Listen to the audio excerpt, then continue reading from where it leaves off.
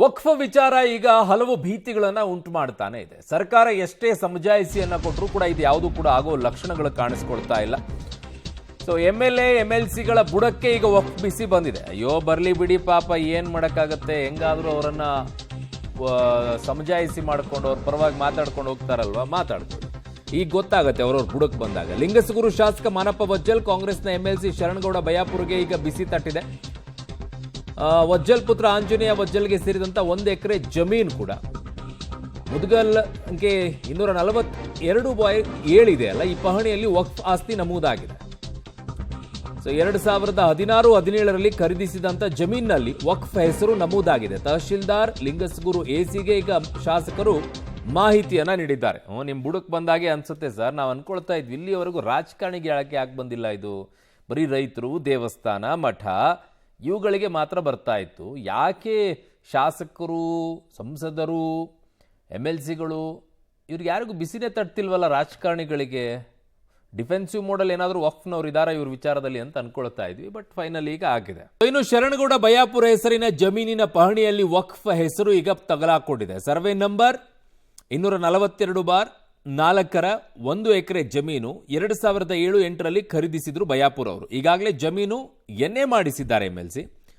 ಅದೇ survey number ಅನ್ನ ಲಿಂಗಸಗೂರಿನ ಅಂಕಲಿ ಮಠದ ಶ್ರೀಗಳಿಗೂ ಕೂಡ ಈಗ ಬಿಸಿ ತಟ್ಟಿದೆ. ನನ್ನ ಸಹೋದ್ಯೋಗಿ ಈಗ ವಿಜಯ್ ಜಾಗಡ್ಕಲ್ ನನ್ನ ಸಂಪರ್ಕಕ್ಕೆ ಸಿಗ್ತಾ ಇದ್ದಾರೆ, ರಾಯಚೂರು ಪ್ರತಿನಿಧಿ. ವಿಜಯ್, ಈಗ ಇಲ್ಲಿಯವರೆಗೂ ಕೂಡ ರೈತರು, ದೇವಸ್ಥಾನ, ಮಠ ಇವು ಮಾತ್ರ ಇದ್ವು, ಯಾಕೆ ರಾಜಕಾರಣಿಗಳಿಗೆ ತಟ್ತಾ ಇಲ್ಲ ಇದರ ಬಿಸಿ?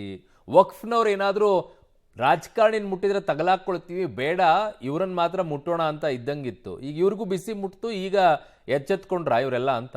ನಿಜಕ್ಕೂ ಅರುಣ್, ಏನು ಇಷ್ಟು ದಿನ ಕೇವಲ ಸಾಮಾನ್ಯ ರೈತರಿಗೆ, ಮಠ ಮಾನ್ಯಗಳಿಗೆ ಮಾತ್ರ ಈ ಒಂದು ಬಿಸಿ ತಟ್ಟಿತ್ತು. ರೈತರು ನಿಜಕ್ಕೂ ಕೂಡ ಏನು ಅಧಿಕಾರಿಗಳನ್ನ ಎಡತಾಗ್ತಾ ಇದ್ರು, ಕೆಲವರು ಕೂಡ ಏನು ನ್ಯಾಯಾಲಯ ಮೆಟ್ಲು ಹತ್ತಾ ಇದ್ರು. ಈಗ ರಾಜಕಾರಣಿಗಳ ಒಂದೇನು ಬುಡಕ್ಕೆ ಬಂದಿದೆ ಅಂತಲೇ ಹೇಳ್ಬೋದು. ಯಾಕೆಂದರೆ ಅದೇನು ಸ್ವತಃ ಕಾಂಗ್ರೆಸ್ನ MLC ಆದಂಥ ಶರಣಗೌಡ ಬಯ್ಯಾಪುರ್ ಹೆಸರಿನಲ್ಲಿರ್ತಕ್ಕಂಥ ಮುದುಗಲ್ ಪಟ್ಟಣದ ಏನು 242 ಸರ್ವೆ ನಂಬರ್ ಇದೆ, ಅಲ್ಲಿ 1 ಎಕರೆ ಜಮೀನನ್ನು ಇವರು ಖರೀದಿ ಮಾಡಿದ್ದಾರೆ.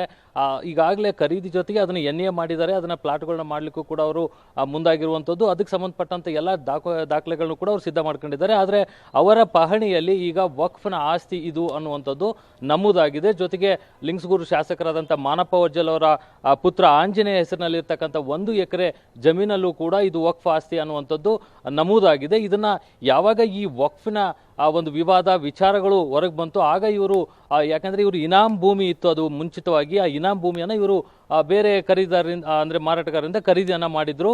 ಇನಾಮ್ ಭೂಮಿ ಇರೋದ್ರಿಂದ ನಮ್ಮಲ್ಲೂ ಆಗಿರ್ಬೋದು ಅಂತ ಇವರು ಚೆಕ್ ಮಾಡಿದಾಗ ಇವರ ಒಂದು ಜಮೀನಲ್ಲೂ ಕೂಡ ವಕ್ಫ್ ಹೆಸರು ನಮೂದಾಗಿರುವಂಥದ್ದು ಕಂಡು ಬಂದಿದೆ.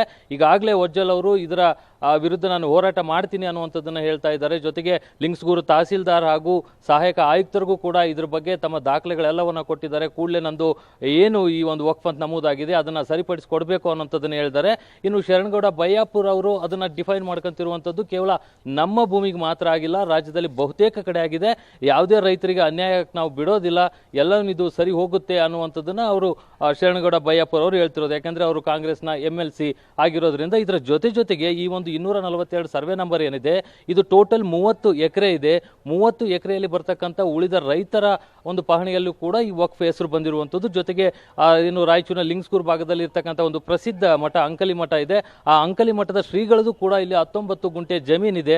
ಆ ಒಂದು ಜಮೀನಿಗೂ ಕೂಡ ಏನು ವಕ್ಫ್ ಹೆಸರು ನಮೂದಾಗಿರುವಂಥದ್ದು. ಈಗ ಇಷ್ಟು ದಿನ ರೈತರಿಗೆ ಇತ್ತು, ಏನು ರೈತರ ಜಮೀನುಗಳಿಗೆ ಪಹಣಿಗಳಲ್ಲಿ ಬರ್ತಾ ಇತ್ತು. ಈಗ ಏನು ರಾಜಕಾರಣಿಗಳಿಗೆ, ಅದು ಅಧಿಕಾರದಲ್ಲಿ ಇರ್ತಕ್ಕಂಥ MLA MLCಗಳಿಗೆ ಬಂದಿರೋದ್ರಿಂದ ಇವರು ಯಾವ ರೀತಿಯಾದಂತಹ ಸ್ಟೆಪ್ ಅನ್ನ ತೆಗೆದುಕೊಳ್ತಾರೆ, ಜೊತೆಗೆ ಇವ್ರ ಜೊತೆಯಲ್ಲಿರ್ತಕ್ಕಂಥ ರೈತರಿಗೆ ಇವರು ಯಾವ ರೀತಿ ನ್ಯಾಯವನ್ನ ಕೊಡಿಸ್ಲಿಕ್ಕೆ ಮುಂದಾಗ್ತಾರೆ ಅನ್ನೋದನ್ನ ನೋಡ್ಬೇಕಾಗಿದೆ. ಅರುಣ್.